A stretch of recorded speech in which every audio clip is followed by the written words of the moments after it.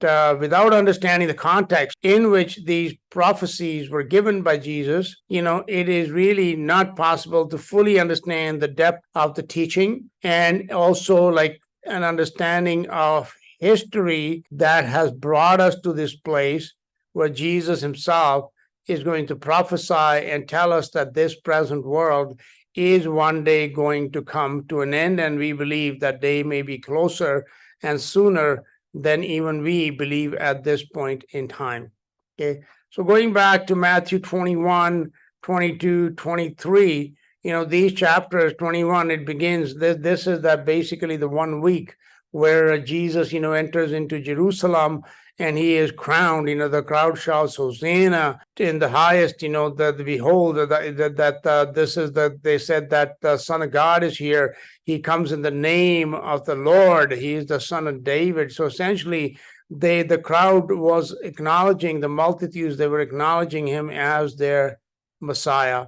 So in these 3 chapters, in 21, 22, and 23, certain things happen, certain teachings. Jesus taught some things for the multitude, some things for his disciples. And then he also passed judgment upon certain groups, for example, the bankers and the money changers in the temple, and then upon the Pharisees. And in the end, he also lamented over Jerusalem in chapter 23, saying that, your house is left unto you desolate, because they did not understand the time of their visitation. So here in 23, before we get to chapter 24, it's good to actually understand to lay the groundwork in which this from 23, or in Mark 12, chapter 12, and in Luke 21, what certain things happened, especially one incident regarding a widow and the money that she threw into the treasury is recorded. And that is something which sets the context, gives us the context in which Jesus went on to prophesy the end of the world in chapter 24. So I'm going to actually read in Mark chapter 12. Okay, in Mark 12, at the end of the chapter, we have the story about when Jesus was talking about the Pharisees and he was condemning them, which he did in much greater detail in Matthew 23. And, he said in Mark 12:40, he said, which devour widows' houses and for a pretense make long prayers, these shall receive greater damnation. This reference to the widow, these Pharisees devouring widows' houses because they were, filthy lucre lovers. They were merchants and bankers, and money was their god. They worshiped Mammon, literally. And therefore, they were not even, they did not even spare these poor widows. And then we read about this widow's offering in verse 20 and 41 in Mark chapter 12. As Jesus sat over against the treasury and beheld how the people cast money into the treasury, and many that were rich cast in much.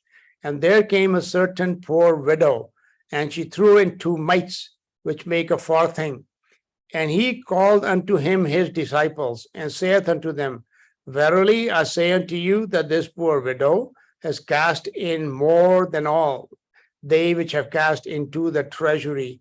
For all they did cast in of their abundance, but she of her want did cast in all that she had, even all her living.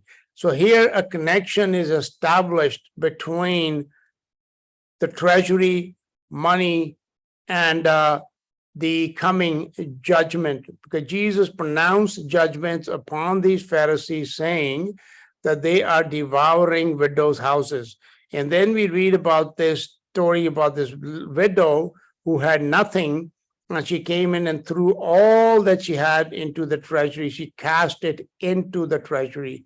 And it's kind of, like God's word is so perfect that, then we read about before Jesus, passed his judgment upon these Pharisees, he had cast out the money changers. So here she's casting in to the treasury. But what we learn from here is that it is this teaching, this relationship is established between money, finance, banking, economics, merchandising, trading, buying and selling. Okay, This, as we shall see as we get into Matthew 24, before I begin that, this is a very, very ancient history of money and trafficking and merchandising, which I'm going to go into Ezekiel 28 and show you that, how God had passed the same judgment upon the anointed cherub for the same sins and the same spirit of Mammon that he introduced into creation. So this is what these Pharisees were doing. Instead of the widow, instead of taking money from her, they were the ones that were supposed to be helping. They were the ones with the purpose of the treasury. It was not just to buy bread, the showbread, etc., for use in the temple, but it was to help the poor people, to go visit the widows and the fatherless, as Jesus tells us all through the New Testament and even in the Old. And what they were doing, they were taking even the last. So that proves this scripture in verse 40 that they devour widows' houses. So even that very little that she gave it in there. So she basically gave everything that she had. Now we do understand that she had laid up great treasures for herself up in heaven in so doing. But here on earth, the people that have been given much, they've also been given the responsibility to share much. So these Pharisees, instead of sharing and helping this poor widow, they took even the very last penny that she had. Okay. So that is what it is, because their treasure was that gold in the treasury. Their treasures were not being laid up in heaven, because they had converted and changed this temple into a house of merchandise. They had made it into a temple of Mammon, where Mammon was being worshipped and not God. And now we shall see that in the end, when judgment comes, it involves two very, very prominent groups who actually blend into one. So the more I get to understand the Word of God, the more it really amazes me how everything fits together in it like a jigsaw puzzle. Okay, just like I told you, in 21, Jesus drives out the bankers. In 23, Jesus condemns the religious Pharisees who were sitting in Moses' seat, that they were the religious authorities, okay? This theme of Babylon, what's called Babylon, having two branches, two arms, is very prominent throughout Scripture, as we shall study in Ezekiel 28, where this whole system began of money, but also of the worship of money as the replacement for God, the Creator. Okay, this is everywhere, but particularly in Revelation chapter 17 and 18. 17 and 18 are both about the judgment of Babylon the Great, but they are separated into two separate chapters with two very separate imagery, because chapter 17, it deals with the religious arm of Babylon. That whore is the religious system. This is the whore because they sell themselves for money. Okay, and Revelation chapter 18 is the financial banking money arm of Babylon. So iniquity of merchandising, how did it turn into a religion of the worship and the love of money? That we will read about in Ezekiel 28. So the great whore of Revelation 17 is the religious arm of Babylon, and Babylon the Great of Revelation 18 is the banking, merchandising, and money arm of Babylon. That's why both of these are judged, condemned, and thrown down. In the case of Babylon the Great, the financial, economic, monetary system, Jesus threw out those bankers out of the temple. And then he told the Pharisees, how shall ye escape the damnation of hell? Together they make up the system, which is the religion of the worship of money, which is the worship of the spirit of Mammon. This is the Babylon system of money. Its worship is being followed by the whole world till this very day. Whether people know it or not, they don't realize it, or they understand it or they don't, that is what they call making a living. Is actually they are living for the purpose of earning money, then they are worshiping Mammon, whether they know it or not. Now, God is not, sitting with a big stick condemning everybody, but most people, they are deceptively brought into the system right from birth, and they never have an opportunity to understand it or to break free from it or at least, to place the treasures of God like that widow did above the treasures of gold and silver. And although we need to use money in this world, but we can be free of money, of the love of money, that the purpose of our life is not earning money. The purpose of our life is to seek God and His righteousness. Seek the kingdom of God and His righteousness. That's what we live for. Together, these two arms, the religious arm and the financial arm, they make up the system, which is the religion of the worship of money, which is the worship of the spirit of Mammon. This is the Babylon system of money. Its worship is being followed by the whole world till this very day. Symbolically, Jesus destroyed the monetary financial arm of the Babylon economic religious system when He cast out the money changers, which are the bankers, in Matthew 21. He also condemned and judged the religious arm of this evil system of the love of money when He condemned the Pharisees who loved and worshiped money more than they didn't worship God at all, because if they had, they wouldn't be worshiping money.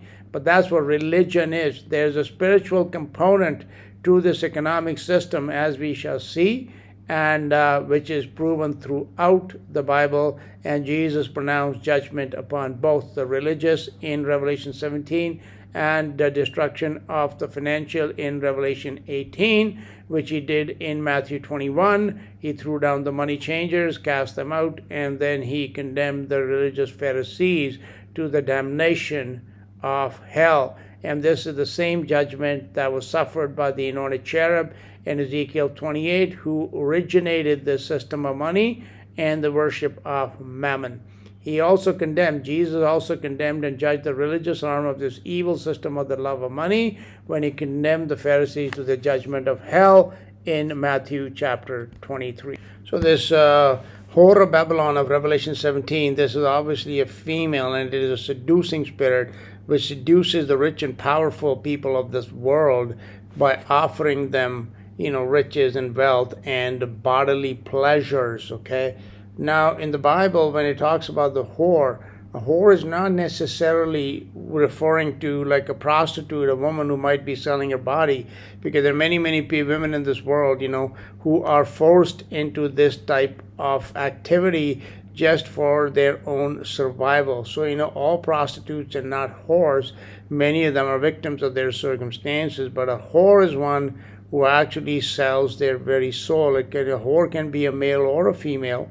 Okay, although the spirit is obviously a female spirit, and what the relationship is between this female spirit of Babylon and then the male spirit of Mammon, which is also Babylon, male, female, I don't understand it fully, but I'm sure there is some connection and some relationship, because these are some of the deep things which we really haven't even begun to understand, but they are certainly the truth. But going back to this year, so this is, again, like I said, it's a spirit that seduces with lust, with beauty, with attractiveness, with, admired. John said he admired her with great admiration, okay? So that admiration is a seducing spirit which draws people towards it.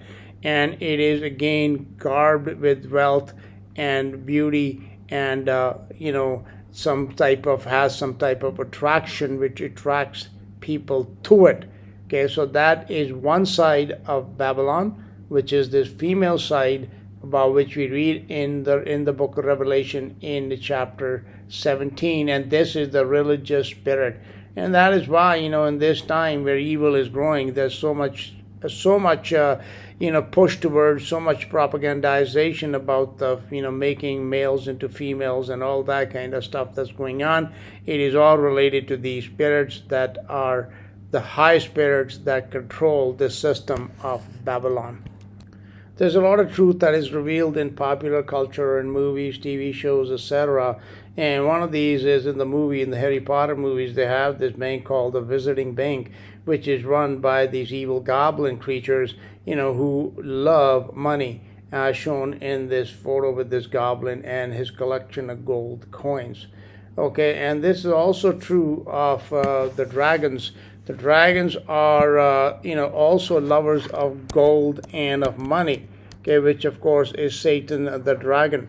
So this here is Revelation chapter 18. This is about Mammon, It's about the male side of Babylon, and again, what the relationship might be between dragons and money and gold and the male and the female. It's I'm not quite sure, but there is definitely this separation has been made between the two sides of Babylon, the two arms of Babylon, one being male, one being female, one being the religious arm, which is the female side, and one being the money, banking, power, financial side, which is the male side. But regardless what it is, that together they comprise what is called Babylon the Great. And you can read that in Revelation 17, talking about this whore, the great whore, is referred to as Babylon the Great. And then in Revelation 18, it's also called Babylon the Great is fallen, is fallen. So this is what we read about in Matthew, what Jesus did with the bankers and with the religious people. We read that about in Ezekiel 28. We read that in Revelation 18. And this story about the connection between Mammon money and Babylon, the system which governs life on this earth as a religious system as well as a financial economic system, is everywhere in the Bible, and the evidence of that is everywhere in our culture and our world as well. These churches, as Jesus taught us, whether they're temples or churches or mosques or gurdwaras, it doesn't matter. They are all dens of iniquity and houses of merchandise where people are selling their souls and becoming whores in the service of Mammon. That is what is going on. It is not the service of God the Creator. They're not waiting upon Him, and they are not loving God. They are loving money, because that is the system into which they are born, and very few people actually come to understand it, and fewer even still break free from it. And incidentally, in the Harry Potter movies, in these, I think they're called Smuggles, which are something like that. The wizard, the world of the wizards, which is this unseen world, which is not seen by the average person. That is the spirit world. It is the one in which these bank exists, which is called the Wizarding Bank. Okay, and that is the bank that finances the world. And that is such a truth that banking itself is wizardry, it is witchcraft, it is sorcery, as we read about in Revelation 18, that by thy sorceries was the whole world deceived. And this, my friends, is spell casting that takes place through Mammon, through money, and it is a spiritual force. It is wizardry at work. It is not something which is just purely man-made or man-run. I have taught many times in the past, and I stand by it, that the money systems of this world, which are basically the international banking systems, not about local bank, but the central banks, and then other major institutions such as the World Bank, IMF, etc. These systems are so convoluted that I would bet that there is not one man that actually fully understands or controls them, because these are 100% and directly controlled by these wizarding banks, which are the unseen principalities and powers that are the real Babylon that run the system, in which some people, some mankind, is used as servants and puppets who do the bidding of their unseen masters in the hidden realms.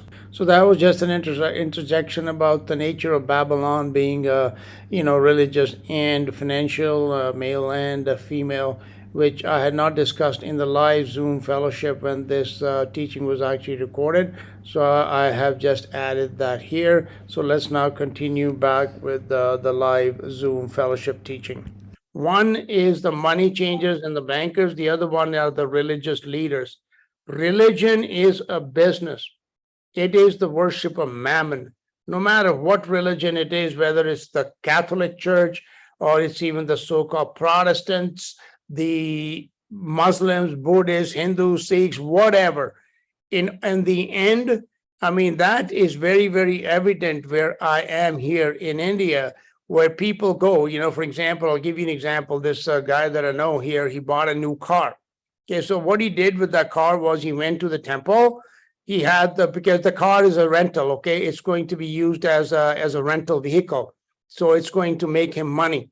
So he went to the temple, he had the priest there bless this car.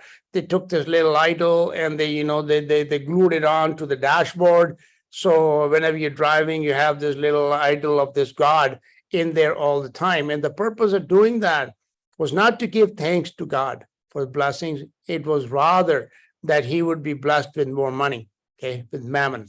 And this here, because this judgment that Jesus passed on the bankers and the religious leaders in Israel, okay, which actually became one, because the temple itself turned into a bank. He said, you made it into a house of merchandise, into a den of thieves. And that is so true even today. Even the bank buildings like the Federal Reserve, or most like, central bank buildings, etc., especially going back into the 19th century, they were all designed as temples. They look like houses of worship. And that's exactly what they are. That is where Mammon is worshipped, okay? It is the God sits in there, the God which promotes the love of money. And the love of money is something which is so great in this world, in that the slave, some people truly love money and they're slaves to it. But the slavery to money applies to everybody, no matter where you turn. There's always somebody who's engaged in some type of economic activity to make money. And that's what runs this system and this world. And in so doing, what Jesus did in 21, and then in chapter 23, when he condemned these Pharisees, and then including this story, which is included about the widow's offering, is not in Matthew 23, but it is in Mark 12, which is a parallel, Mark 13 and 12 and 13, which are like parallel passages to the Matthew 24, and also in Luke 21.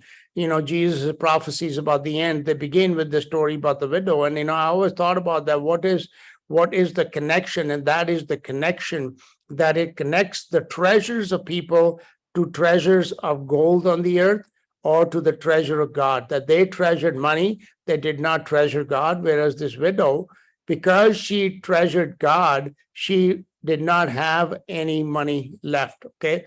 Now, if you go back into chapter to understand the history of this Mammon and the money and the relationship between merchandising, buying and selling, so-called economy, and between the worship of money as a religion, we go back to Ezekiel chapter 28, okay? That's where this whole mess that we call the so-called economy, so-called Babylon, that's where it began. And it'll be so clear here when we read the story of this anointed cherub that, what Jesus did in that temple, it is the very same thing that happened a very long time ago with this anointed cherub, okay?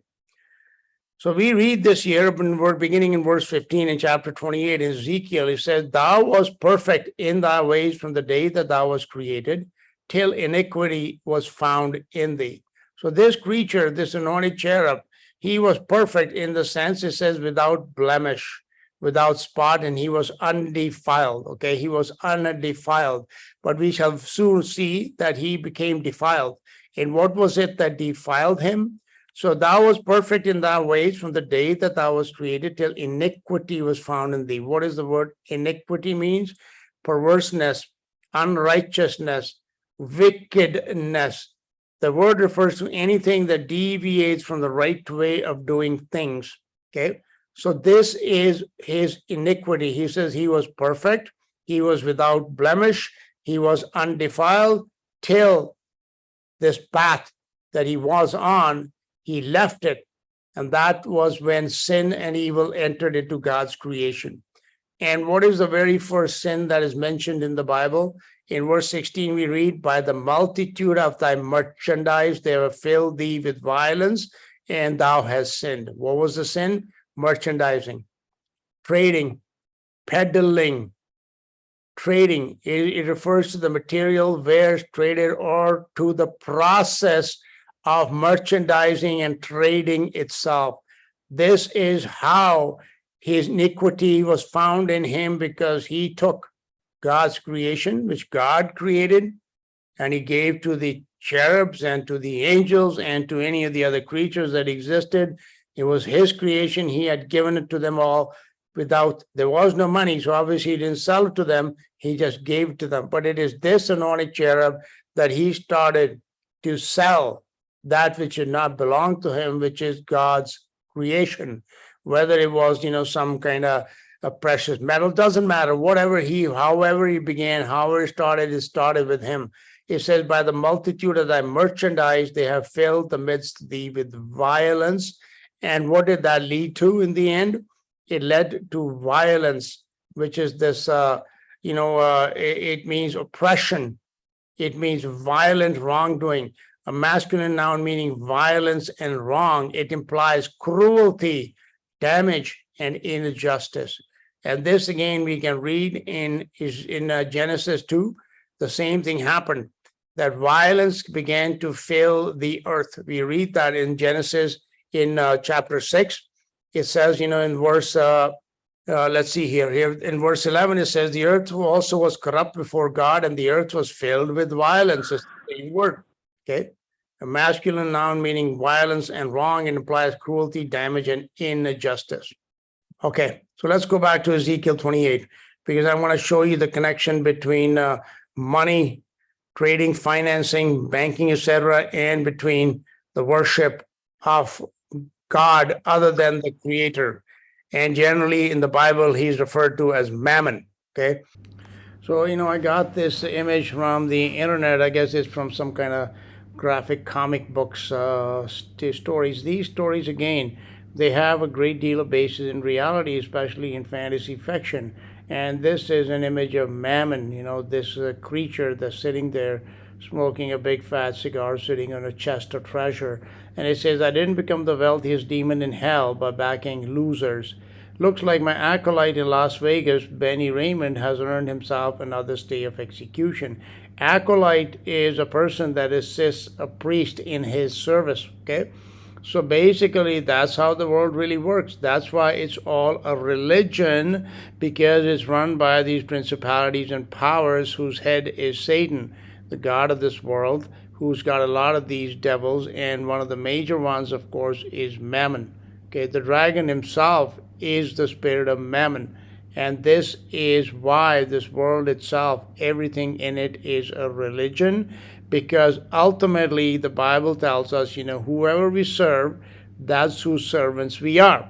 Okay, and everybody is serving money in one way or the other, and therefore they are serving this devil, this Mammon, whether they realize it or not, and therefore they are worshiping this God who is unseen to them, but who is very much active and influencing the lives of just about everybody in this world, except, of course, those of us who have come to believe in Jesus Christ, and we continue in his word, and then he reveals to us the truth about not just this world, but about life itself, about his own self, about eternal life to come, and about the purpose why this world is the way it is, why these evil creatures exist. We come to an understanding of all that, and when we do, then it makes us free from the bonds of these evil things that are the priesthood that runs this world. You can read this definition of Mammon here, right?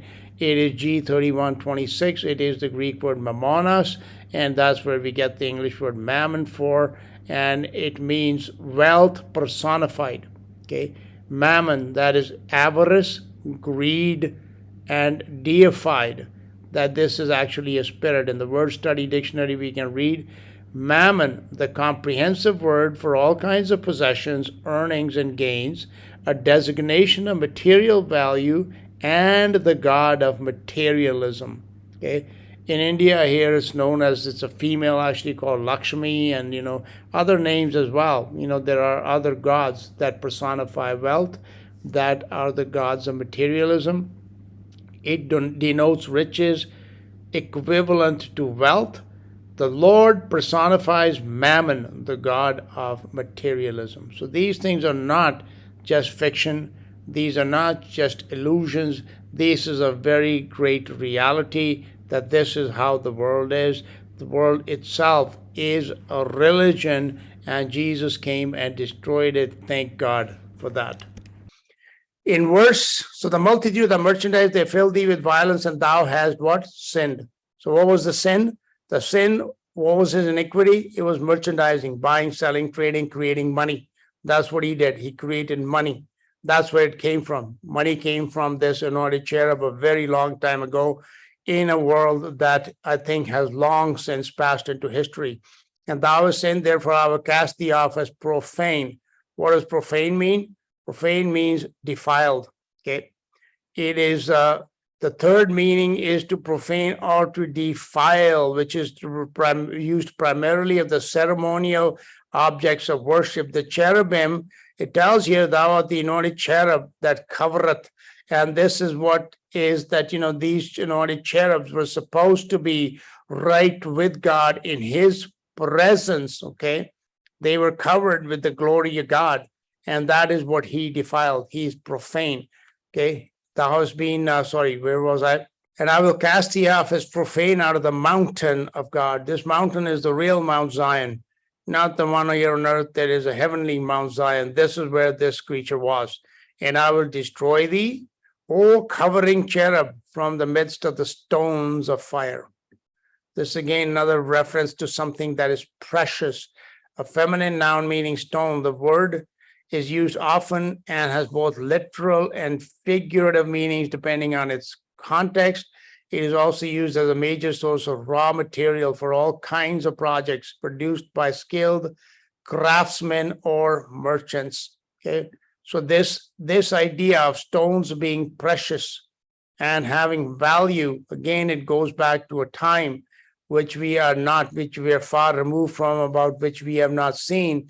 But this is where we read about these precious stones, even in Revelation chapter 18, that nobody buys that merchandise here. But anyhow, so this is where he was.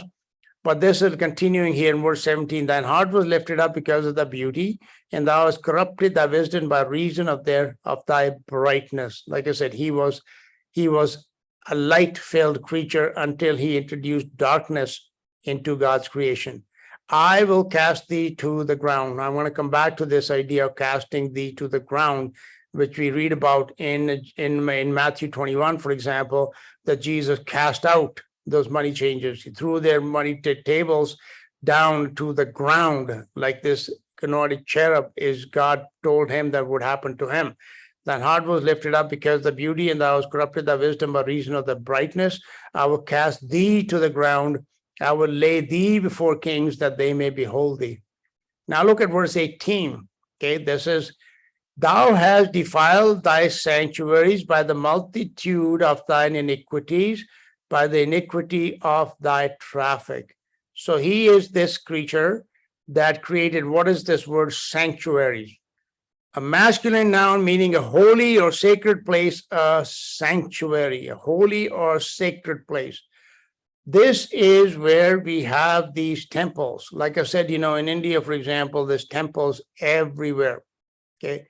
And even historically speaking, if you go back to these ancient civilizations, could be 5,010 in Egypt, for example, and you read all these archaeologists and what they're doing, what do they come up with? Oh, this was a temple, whether it's the Mayans or you go to South America. What do they have in all those ruins? They always say these are temples. And these are temples to their gods that, of course, are not God Jehovah, the creator, but these are the false gods that began with this anointed cherub. He is the one that created these sanctuaries, these places where he sets himself up as God. But the interesting thing that we want to see here is what was actually going on in these sanctuaries. It says the iniquity of thy traffic. And that word traffic is the same word as we see in verse 28:16, by the multitude of thy merchandise. A feminine noun referring to merchandise and to trading. It refers to the material where it's traded or to the process of merchandising and trading itself. So these sanctuaries, they too had become places of merchandise, just like that temple in Jerusalem from which Jesus drove out those money changers. It had become a place, a den of iniquity, a place of merchandising, of buying and selling and trading and money changing. It was not a place of worship of the one true and living God of Jehovah. So you see this story in Ezekiel about this anointed cherub, the same thing. See how the Bible is perfect? The same sins, the same evil that started so long ago, for which this anointed cherub was judged. We read about the very same thing in the Gospels, in Matthew 21, in John chapter 2, in Mark chapter 12, where Jesus tells us the story of this widow and her treasury and what she treasured and what these Pharisees were treasuring, and how, because they treasured the gold, like they said to the people, that, if you swear by the temple, it is nothing, but if you swear by the gold that is in the temple, then you are guilty. Okay. So this is where the idea of money, the worship of money itself, the worship of commerce, buying, selling, trading, of basically how do we worship something? When we bow down to it, when we dedicate our life to it. And that's what the people do in this world. They live for making a living. They live for making money. That is their worship. That is their God. That is their mammon. And that goes right back to that these temples, they are banks. Okay, whether it's like a Hindu temple or a Muslim mosque or a so-called Christian church or a Catholic cathedral, that's what they are. They are merchandising banks where people are essentially literally selling themselves, okay, because they don't go there to serve and to worship the living God. They go there so that they can have some blessings in this life related to material gain. That's it. That is the only thing that they're thinking about, is this body and its desires and wants, and how to have it more comfortable and, clothed in better linens, or to be wearing more fancy jewelries and having more gold and more money. That's what it is. That's where it begins from. That's where it goes back to Ezekiel. And what did God tell this anointed cherub? He said, I will cast thee to the ground, which is exactly what Jesus did in that temple. He cast those money changers down to the ground. See, that judgment, which began back then to this anointed cherub, it is now finally going to be completed at the time of Babylon in Revelation chapter number 18. So this is just setting the groundwork, the context in which that this world, since the very time of this anointed cherub, it has been a temple of like money worship, of mammon worship. That's why banks are houses of worship. And I'm not talking about just the bank that we use for our daily transactions. I mean, where money itself is created, like in the central banks, etc. That's why they're designed to look like temples, because inside there, what is going on is the worship of mammon. Okay, that's it. So they are not just some kind of economic places. They are houses of worship. And that's where this whole thing began. So just like this anointed cherub was judged and cast down, and Jesus said, God said, thou hast defiled thy sanctuaries by the multitude of thine iniquities, by the iniquity of thy traffic. Therefore I will bring forth a fire from the midst of thee. It shall devour thee, and I will bring thee to ashes upon the earth, in the sight of all them that behold thee. All that they know thee among the people shall be astonished at thee. Thou shalt be a terror, and never shalt thou be any more. This spirit of the anointed cherub, it's still, although he's locked away in hell, as we told that angels that sinned, God has locked them away. His spirit still lives on in Satan. That spirit of the love of money, the spirit of the mammon, it still lives on in him. And his judgment, which was prophesied to happen back in Ezekiel, is finally going to be finished in Ezekiel, in Revelation chapter 20, when the devil himself is going to be cast into this lake of fire. In a very, very symbolic, perhaps metaphoric way, this anointed cherub itself, he is the lake of fire, because Jesus tells us here, God tells us, therefore I will bring forth a fire from the midst of thee, and it shall devour thee. In the end, evil devours itself. So he started this process of iniquity, was found in him in the beginning, the iniquity being the creation of money, let's say, and the worship of money. That's what his iniquity is. And in the end, it is that very greed that he introduced that is going to burn him up, and everything that is evil is going to be burnt up in it. So symbolically, this anointed cherub himself is the lake of fire. Okay. So this is why these stories about money driving out the money changers, before God, goes to that, teaches us about how this world is going to end. That is what he said, that what is going to end is this system of money, banking, commerce, etc., which literally is a worship of a false. It's the worship of money itself. The system itself is worship, because that's what people live for. That is their God, whatever form it can take. Like I said, you can go to these temples here and you'll see all types of idols with all types of creatures that are being worshipped. That's fine. It doesn't matter. But the spirit behind it is, in all the cases, is the spirit of Mammon. That's what it is. And that is, in the end, that is going to be destroyed. That's what Jesus did by driving out those money changers, by telling us that story about that widow, is that, this widow, whereas they should have been, if they had, like, said, if they had not neglected the weightier matters, whereas they were keeping her busy, saying, okay, you had a little herb garden there. Did you bring those herbs to us? Did you bring a 10th part of those? Or did your cow gave a gallon of milk, or two gallons of milk? Did you bring us, a pail of that milk for your tithing? Did you do that? They didn't go to her and ask her, you are a widow. You might have like some children or something. Do you need any help? Can we help you? Can we, alleviate your suffering, that your afflictions that you're going through? No, they didn't do that. They said, okay, you have 2 mites, give them to us. Okay. Let make us richer. Fill our treasury. That is why, my dear friends, these stories that connect us back to the beginning of iniquity itself, they are in the Bible. That is why, like, it's so perfect that which began so long ago is now finally this merchandising. By the multitude of the merchandise, they have filled the midst of thee with violence. And what do we read in Revelation chapter 18 in verse, I think it's 11 or 12. Yeah. In verse 11, it says, and the merchants of the earth, like that anointed cherub, who was the very first merchant in God's creation.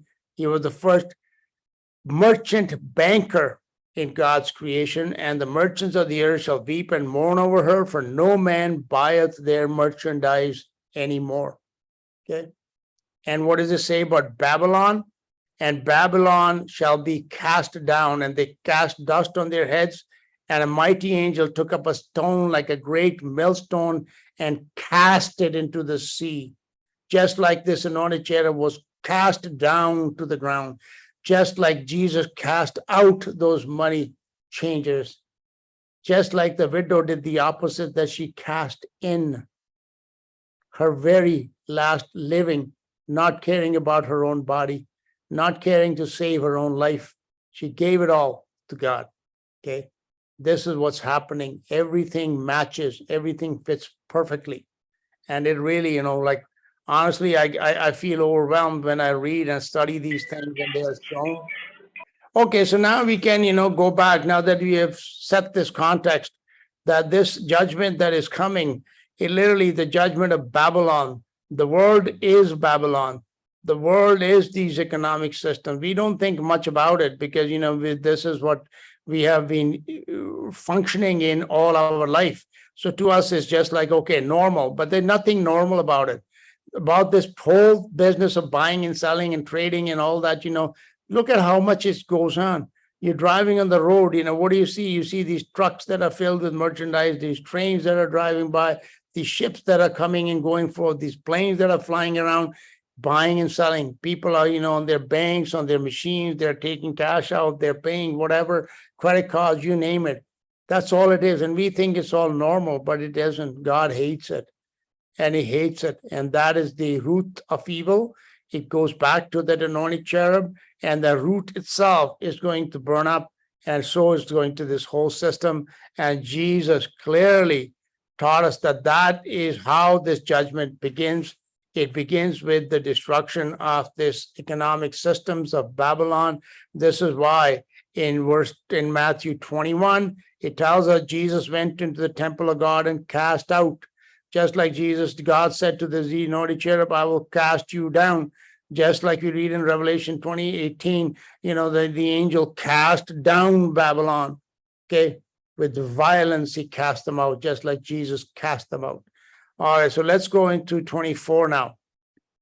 And even before we go actually into 24, we can read in 23 about what Jesus prophesied over Jerusalem. O Jerusalem, Jerusalem, thou that kills the prophets and stones them which are sent unto thee, how often would I have gathered thy children together, even as a hen gathered the chickens under her wings, and you would not. Behold, your house is left unto you desolate. This word desolate means a barren wasteland. That's what it is. Just like the judgment of this anointed cherub and Lucifer and all those who followed him into this system of the Babylons that existed before the creation of Adam. We read about that barren, desolate wasteland of an earth, about it in Genesis chapter 1, verse 1 and verse 2. And the earth was without form and void. That is what it is. It was a desolate place, a place of desolation, okay, a desert, a wilderness, uninhabited, solitary, lonely. And that is what is coming to this world, is desolation, which means it's going to be burnt up. It's going to be destroyed. It's going to be emptied of the inhabitants that are living upon the earth at this time. And what was spoken about Jerusalem in Matthew 24 now is going to apply to the whole world. So as in 23, we read this lament over Jerusalem in 23, 37 to 39. Matthew 24, for example, you could say is the lament over the whole world, because what happened on a smaller scale in Israel at the time of Jesus after his death and resurrection a few years later is now going to happen to the whole world. For I say unto you, you shall not see me henceforth till you say, blessed is he that cometh in the name of the Lord. So Jesus pronounces these judgments. He casts out the money changers. He warns the multitudes. He teaches the disciples. He condemns the Pharisees, which are the religious bankers. That's at no point even calling them religious leaders. They are religious bankers. All these so-called, leaders of religion. That's all they are. They are bankers, lovers of money, filling their own treasuries with gold and silver, not caring about the poor widows or those other that are hungry and destitute. They don't care about that at all. They only care about that which they think is precious, which are the treasures on this earth. That's why they are more concerned with filling their treasuries here on earth rather than laying up treasures in heaven. Okay. So once he did that, then he goes into Matthew 24. So now let's begin Matthew 24. Okay. And I think, having laid this groundwork, having looked back and understood the context in which these prophecies are now going to be, Jesus is going to give these prophecies to his disciples to teach them what signs, etc., to look for. It makes sense that what Jesus had done and he is teaching us is that just as he threw down that system, the money changing system, the world that consisted of that system, of that Babylon, you could say, it is going to come to an end once and for all when it applies to the whole world as it did to Israel, that limited, part of the world at that time. Now it's going to come upon the whole world. So, dear friends, the teachings in the last few teachings in Matthew 21, 22, and 23, and this one in Matthew 24 basically is just an introduction into the prophecies of the end of the world as recorded in Matthew chapter 24, which is essentially a summary of the whole book of Revelation. So there's a great deal of information in it, but it helps us to understand those prophecies of the coming end of the world when we understand the context in which they were given concerning this, especially the system of Babylon, which is both a religious and a financial system, that Jesus is prophesying that what happened in Israel in the temple is now going to happen to the world at large. So we will continue next time into Matthew chapter 24. Hail the day so long expected, hail the year of full release. Zion's walls are now erected, and her watchmen's published peace. Throughout Shiloh's wide dominion, hear the trumpets loudly roar. Babylon is fallen, is fallen, is fallen. Babylon is fallen to rise no more. Babylon is fallen, is fallen, is fallen. Babylon is fallen to rise no more. All her merchants stand with wonder. What is this that's come to pass? Murmuring like a distant thunder, crying, oh, alas, alas. Swell the sound, ye kings and nobles, priests and people, rich and poor. Babylon is fallen, is fallen, is fallen. Babylon is fallen to rise no more. Babylon is fallen, is fallen, is fallen. Babylon is fallen to rise no more. Blow the trumpets on Mount Zion, Christ shall come a second time, ruling with a rod of iron, all who now as foes combine. Babel's garment sweet rejected, and our fellowship is o'er. Babylon is fallen, is fallen, is fallen. Babylon is fallen to rise no more. Babylon is fallen, is fallen, is fallen. Babylon is fallen to